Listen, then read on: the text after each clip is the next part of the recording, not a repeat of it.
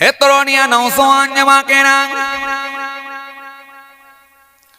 হে আমার মুরব্বিয়ানেরা, বাবার আসরে রেখে দিন।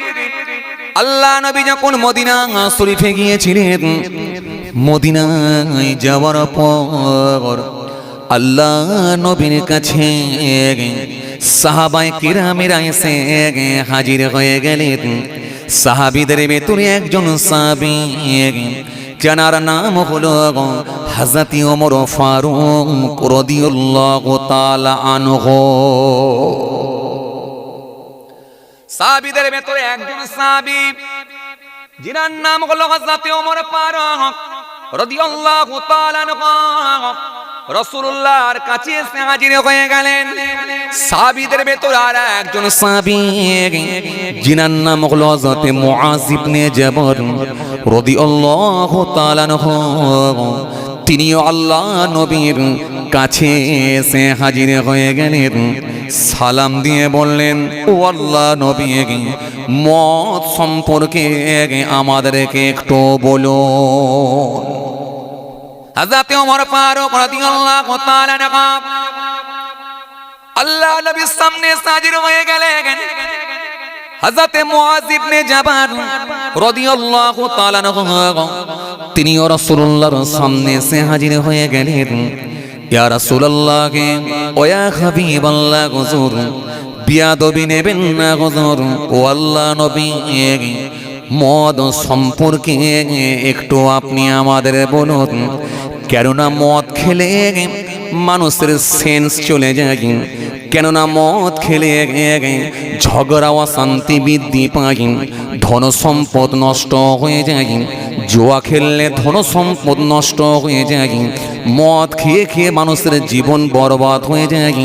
ও আল্লাহ নবী, মদ সম্পর্কে একটু আপনি আমাদের বলুন। মক্কা শরীফ থেকে হিজরত করে যখন মদিনায় গিয়েছিলেন, মদিনায় যাওয়ার পরে সাহাবীদের সঙ্গে কথা হচ্ছে। আল্লাহ নবী সেই সময় সাহাবীদেরকে উত্তর দেবেন। আগে আমি আপনাদের বলেছি, আমার নবী একটা কথা নিজে ইচ্ছায় বলতেন না, যেটা আমার আল্লাহ জানাতেন সেটাই আমার নবী উত্তর দিয়ে দিতেন। এজন্য আমার রাসূলুল্লাহ ওয়েট করছেন। সঙ্গে সঙ্গে আমার আল্লাহ আয়াত দিয়ে জানিয়ে দিলেন, ও আমার হাবিব বলুন, ইয়াসআলুনাকা আনিল খামরি ওয়াল মাইসির কুল ফীমা ইসমুন কাবীর ওয়া মানাফিউ লিন-নাস ওয়া ইসমুহুমা আকবারু মিন নাফিহিমা। আয় আমার দোস্ত, আয় আমার হাবিব, আপনি বলে দেন, এর মধ্যে কোনো উপকার নাই, অপকারটাই বেশি, উপকার কিছু নাই। তবে মদ খাওয়া মানে নিশ্চিত ভাবে সে মানুষটা পাপের লেখা হয়, নিশ্চিত ভাবে সে মানুষটার খাতা হয় পাপ বলে লেখা হয়, গুনাহ বলে লেখা হয়। এজন্য মদে কোনো উপকার নাই, অপকারটা বেশি। যখন এই আয়াতটা এলো, এটা হলো সর্বপ্রথম আয়াত। সঙ্গে সঙ্গে কিছু সংখ্যক সাহাবী তারা বললেন, মদ আমরা আর খাবো না, আর খাবো না, যার ভেতরে কোনো উপকার নাই এরকম জিনিস পান করারও কোনো দরকার নাই, মদ আমরা খাবো না। আর কিছু সংখ্যক মানুষ তারা বলল, যেহেতু সরাসরি ভাবে হারাম হয় না, তাহলে কেন খাবো না? কথা বলে, এটা কি করা হলো? আরে কি করা হলো? কমিয়ে দেয়া হলো। কি করা হলো? কমিয়ে দেয়া হলো, যাতে করে কমে যায়, সংখ্যাই কমে যায়। আল্লাহ কি সুন্দর ভাবে আমার আল্লাহ আয়াত দিলেন, কিন্তু সরাসরি আল্লাহ ইচ্ছা করলে হারাম করে দিতে পারতেন না, মানুষের অসুবিধা হয়ে যাবে।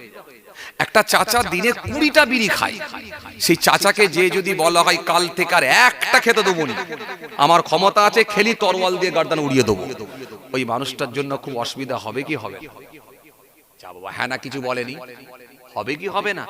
লোকটা বলবে, বাবু একেবারে এত কড়াকড়ি আইন, একটু যদি আস্তে আস্তে ছাড়তে দিত আমাকে, যদি বলতো 2-5টাও খাও, তবু একটা ঠিক ছিল।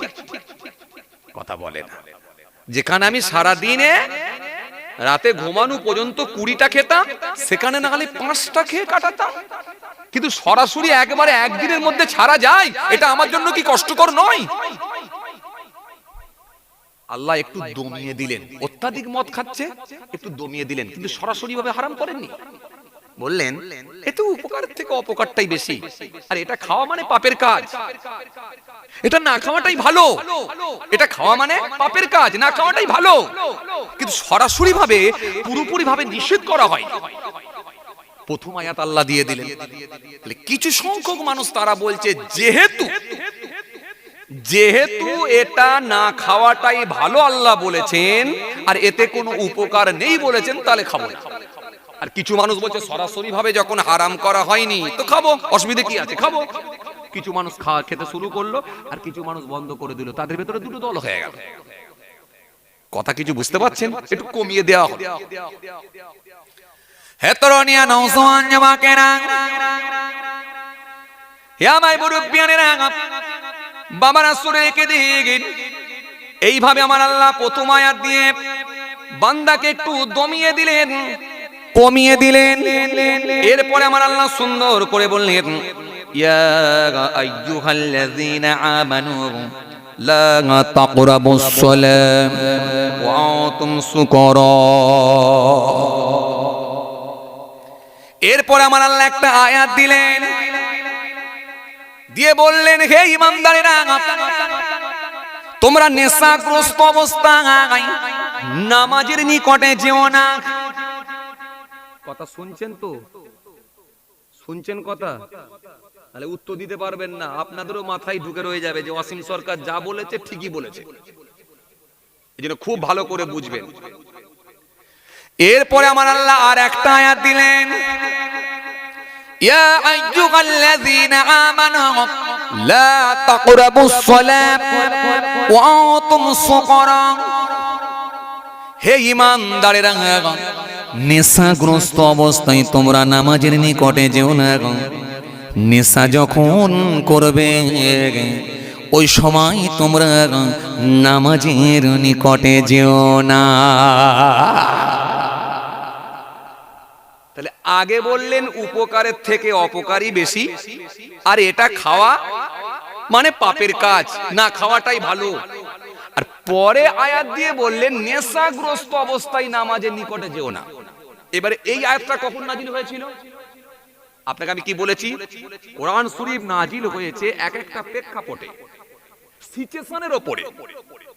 আয়াত আল্লাহ দিয়েছেন সিচুয়েশনের উপরে। এজন্য 3 রকম আয়াত আছে। অতীত নিয়ে আল্লাহ বলেছেন, বর্তমান নিয়ে বলেছেন, ভবিষ্যৎ নিয়ে বলছেন। এটা রানিং বর্তমান নিয়ে এই আয়াত আসছে। এই আয়াত কিন্তু রানিং বর্তমান নিয়ে, কেন তৎকালীন সময়ের কথা বলছি। সেই সময়ে ঘটনা যখন ঘটেছে, বর্তমান সেই সময়, এটা এখনকার আয়াত নয়। সেই সময় যে ঘটনা ঘটছে সেই সময়ে সেই সময়কায়ে আল্লাহ এই আয়াতটা দিয়ে দিলেন, সেটা বর্তমান আয়াত দিচ্ছেন আল্লাহ। এটা কেন এলো শোনেন। এটা আসার পেছনে একটা কারণ আছে। কি কারণ? খুব ভালো করে শুনে রাখেন ভাইরা আমার, বন্ধুরা আমার, সাথী মোহাব্বতের ভাইরা। জি, রাসূলুল্লাহর একজন সাহাবী ছিলেন আব্দুর রহমান ইবনে আউফ। আব্দুর রহমান ইবনে আউফ রাদিয়াল্লাহু তাআলা আনহু। তিনি একদিন বাড়িতে একটু মেহমানদারির ব্যবস্থা করেছিলেন, খাওয়া দাওয়া। কথা শুনছেন? খাওয়া দাওয়ার ব্যবস্থা করেছেন, মেহমানদারির ব্যবস্থা করেছেন। আমরা যেমন মাঝে মাঝে আমাদের বন্ধুদেরকে দাওয়াত দিই না, খাওয়া দাওয়ার ব্যবস্থা করি না, কি করি না? ছেলের আকিকা দিচ্ছেন, ছেলের মুসলমানি দিচ্ছেন, আল্লাহ না করেন বাপের সব রেশানি করছেন, কি বাড়িতে বিয়ে বাড়ি হচ্ছে, একটু মেহমানদারি আমরা করি তো নাকি? মানুষজনকে দাওয়াত দিই তো না? দিই না? দিই। তো রাসূলুল্লাহর একজন সাহাবী আব্দুর রহমান বিন আউফ রাদিয়াল্লাহু তাআলা আনহু, তিনি দাওয়াত দিচ্ছেন সাহাবীদেরকে, একটু খাওয়া দাওয়া হবে, খাওয়া দাওয়ার ইন্তজাম করছেন। যেমন দেখবেন আজকের কিছু ছেলেরা দেখবেন বাড়িতে খাওয়া দাওয়া দেয়, আবার অনেকে দেখবেন অন্য ধর্মের মানুষেরা তারা বলে পার্টি দাও, পার্টি। তার মানে বিরাট জোরদার খাওয়া চলবে। আরে কথা বলেননি কেন? আবার এখন দেখেন এই যে জানুয়ারি মাস চলছে, বিশাল চলছে, ওরে সর্বনাশ। মাঠে ঘাটে পুকুরের পাড়ে, কোথায় পাহাড়ের ওপরে, কোথায় জঙ্গলের ভেতরে 6টা-8টা বক্স লাগিয়ে দিয়ে কিছু মাতাল সেখানে ফিট করে দিয়ে তিরিং তিরিং করে লাফাচ্ছে। সে যে কি বলছে, কি বুঝছে, আর তার লাফানোর স্টাইলও ঠিক করা যায় না। এক মাতাল তো লাফাতে গিয়ে পড়েও যাচ্ছে, এমনও হয়ে যাচ্ছে। পড়ে গিয়ে কাঁচার টাচার খেয়ে হাঁটু ফাটু ছিঁড়ে আগুল মুটকে ফেলে রাস্তে ঘরে এসে বলছে, ও আবারে কাল পিকনিক করতে গিয়ে যা হয়েছে না। চলছে না, চলেনি? এই জন্য জানুয়ারি মাস, এই জন্য দেখবেন কিছু মানুষের হয়ে যায় সর্বনাশ। জানুয়ারি কিছু মানুষের হয় দেখবেন কোল খালি, কোনো কিছু মায়ের হয় দেখবেন কোল খালি। জানুয়ারি মাস কি সর্বনাশ, কথা বলে না যে চলে সারা জানুয়ারি মাস ধরে, ডিসেম্বর মাস ধরে চলে, এগুলো দেখবেন যে। তো আব্দুর রহমান বিন আউফ রাদিয়াল্লাহু তাআলা আনহু তিনি বাড়িতে একটু খাওয়া দাওয়ার ব্যবস্থা করেছেন। কথা শুনছেন? খাওয়া দাওয়ার ইন্তজাম করেছেন, ব্যবস্থা করেছেন। হে তরুণিয়া নওজওয়ান জামাকেরা, হে আমার মুরব্বিয়ানেরা, বাবার আসরে রেখে দিয়ে কিতাবের মধ্যে পাওয়া যায় সাহাবী বাড়িতে খাওয়া দাওয়ার ইন্তজাম করেছেন, অন্যান্য সাহাবীদেরকেও দাওয়াত করেছেন, সবাই দাওয়াত গ্রহণ করেছেন, ওই বাড়িতে এসে খাওয়া দাওয়া করেছেন। খাওয়া দাওয়া করে শেষে একটু জমিয়ে মদ পান করেছেন। তখনও তো হারাম ছিল না। আরে কথা বলে না, আরে কথা বলছেন না কেন? এখন হারাম হয়ে গেছে বলে তো আমরা খাইনি, নাহলে এখনো মানুষ চালাতো। কথা বলছেন না কেন? চালাতো না? হ্যাঁ, হালাল খাবার আর কিছু বাকি রেখেছেন? পুরি সর্বনাশ। হালাল খেতে খেতে খেতে খেতে খেতে খেতে বিড়ি শুরু করলো, মাকরু শুরু করে দিল। তারপরে বিড়ি শুরু করতে করতে লাস্টে আবার দেখা যাচ্ছে হারামও খেয়ে ফেলছে। কত কথা বলে না। বলবেন হুজুর মদ তো খাইনি। আরে মদ তো খাননি তো কি হয়েছে? সুদ তো খান। কথা বলে না। আরে সুদ তো খাননি তো কি হয়েছে? বিবিকে তো মহিলা সমিতির হেড বানিয়েছেন তো, নাকি না বানাননি? তাও চা বাবা, হ্যাঁ না কিছুই বলে না তো এরা। আপনাদের দিকে চলে না না এসব জিনিস? হ্যাঁ, একটু লজ্জা না করে বলেন না মুখ ফুটে যে হ্যাঁ চলে, মাশাআল্লাহ, এই তো ভালো লাগলো। সত্য কথা তো বলতে হবে যে মদ খাননি ঠিকই, কিন্তু সুদ তো খান। সুদ খাননি ঠিকই, মাঝে মধ্যে বাই চান্স একটা করে লটারি কাটা হয়। কথা বলে না। না তাও হয় না, তাও হয় না। মাটিয়া বাজারে যখন যাচ্ছে সকাল বেলায়, যে ব্যাগের ভেতরে রাজমিস্ত্রি কর্নিক, হাতুড়ি, কড়া, খুন্তি সব ব্যাগের ভিতরে ঢুকিয়ে রেখেছে। রেখে যাচ্ছে কোথায়? যাচ্ছে কোথায়? রাজমিস্ত্রির কাজে। যখন যাচ্ছে এই চা খেতে খেতে টুলে বসে বসে চিন্তা করছে আর লটারির দোকান দেখছে। আর ইবলিস বলছে, এই খ্যাপা, কতদিন এইভাবে কাজ করবি? কবে বড় লোক হবি? কেউ জানতে পারবে না। একটা 10 টাকাই মেরে দিয়ে চলে যা। যদি একটা 10 টাকায় মেরে দিয়ে চলে যেতে পারিস, কোনোদিন না কোনোদিন যদি একটা লেগে যায়, তুই ভাগ্যবান হবি। আর গ্রামের সব থেকে উঁচু বাড়িটা তোরই থাকবে। তোর সঙ্গে আর কেউ টেক্কা দিয়ে পারবে? এটা কেটে দিয়ে যা। কেটে দিয়ে চলে গেল। পরদিনে যখন খবরের কাগজ মেলাচ্ছে কিংবা মোবাইলে যখন অনলাইনে দেখছে, দেখছে লাগে না, 1 নম্বরের জন্য মিস হয়ে গেল। তখন ইবলিস বুঝাচ্ছে, খ্যাপা একবারে হয়, একটু ট্রাই তো করতে হবে রে খ্যাপা। আরে চেষ্টা কর, একদিন ফল পাবি। ধরে গেল দ্বিতীয় দিন, আবার যখন লাগলো না, 2 নম্বরের জন্য রয়ে গেল, তখন ইবলিস বলছে, খ্যাপা আরে টেনশন করছিস কেন? লাগবে, ধৈর্যের ফল হবে। এক কাজ কর, এই মাটিয়া কি পাড়া গো কচি, পূর্ব পাড়ায় জলসায় যাচ্ছিস, এই যখন আখিরি দোয়া হবে না, একটু চোখ বন্ধ করে দোয়া করবি, আল্লাহ সকালবেলা লটারিটা মেরে দিয়েছি আর তোমার কাছে রাত্রে দোয়া করছি, এবার অন্তত জলসার ওসিলে অন্তত লাগিয়ে দিও। কথা বলে না। একটা সুযোগ পেয়েছিস রে খ্যাপা, তুই রাতের বেলা ওখানে গিয়ে দোয়া কর, টেনশন নেই, দোয়ার ওসিলারে। আরে বাবা, হুজুরদের মুখে শুনিসনি জমায়েতে দোয়া করতে হয়, কারো না কারো দোয়ার ওসিলাই কবুল হয়ে যায়। তো আলহামদুলিল্লাহ ভালো লোক তো আছে, কারো না কারো দোয়ার ওসিলাই কবুল হয়ে যেতে পারে রে খ্যাপা, টেনশন করিস নি। তুই দিনের বেলা সকালবেলা আজকে কাট, রাতের বেলা দোয়া করবি, টাটকা টাটকা কাজ হবে। অলরেডি চলছে কতদিন কাটা, 3.5 মাস কাটা চলছে, লাগে না। কিন্তু ইবলিস তখনও পর্যন্ত জলসার দিনেও ধোকা দিচ্ছে, ছাড়ে নেই, বলছে লাগিয়ে যা, কাট, তুই লেগে যাবে, নিরাশ হবি না। নিরাশ হতে আল্লাহ বারণ করেছে, আবার মনে করিয়ে দিচ্ছে। এই জন্যই তো আল্লাহ কোরআন শরীফের মধ্যে আয়াত দিলেন, ইয়া আইয়ুহাল্লাযীনা আমানু দুখুলু ফিস-সিলমি কাফা, হে ঈমানদারেরা সম্পূর্ণভাবে ইসলামের মধ্যে দাখিল হও। ওয়ালা তাত্তাবিউ খুতুওয়াতিশ শাইতান, শয়তানের পথ তোমরা ধরবে না, অনুসরণ করো না। কেন? ইন্নাহু লাকুম আদুউম মুবিন, নিশ্চয় সে হলো তোমাদের প্রকাশ্য শত্রু, প্রকাশ্য দুশমন। কথা কিছু বুঝতে পাচ্ছেন? এই শুনছেন কথা? প্রকাশ্য দুশমন, প্রকাশ্য শত্রু কে বলছে? আল্লাহ। আসেন, ভুল বুঝবেন না, রাগ করবেন না, কি বলছিলাম? মদ। তাহলে আমাদের মধ্যে অনেক মানুষ আছে মদ খায় না কিন্তু সুদ ছাড়ে না, মদ খায় না লটারি ছাড়ে না, মদ খায় না কিন্তু বউকে বন্ধন থেকে বাঁচাতে পারে না, মদ খায় না কিন্তু রাজনীতির টাকাটা খায়, এটা কিন্তু ছাড়ে না, মদ খায় না কিন্তু হালাল আর হারাম বাছাবাছি রাখে না, মদ খায় না কিন্তু লোকের জমি বর্গা করে খায়, এটা ঠিক, এটা কিন্তু হয় না, এমনটা নয়, মদ খায় না। এই জন্য একটা কথাই বলে না যে খড় খায় না খড়ে গা ঘষে, ঘাস খায় না ঘাসে মুখ দেয়। চলেন খেয়াল করেন, লক্ষ্য করেন।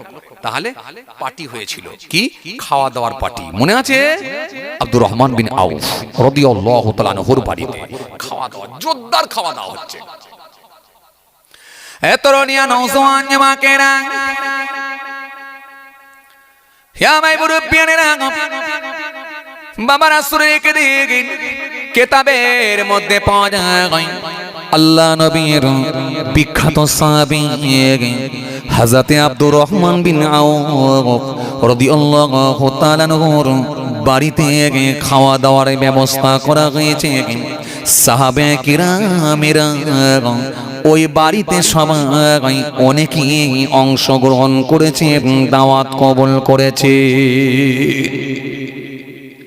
সাহাবায়ে কেরামেরা বসে বসে সকলে মিলে খেতে শুরু করলেন।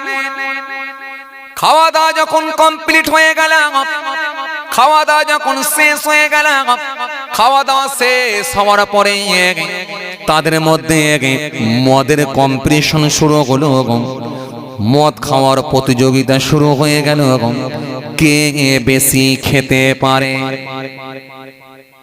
ইয়া সাইয়্যিদি ইরহাম লানা, ইয়া সাইয়্যিদি ইরহাম লানা, ইয়া সাইয়্যিদি ইরহাম লানা, ইয়া সাইয়্যিদি ইরহাম লানা, ইয়া সাইয়্যিদি ইরহাম লানা।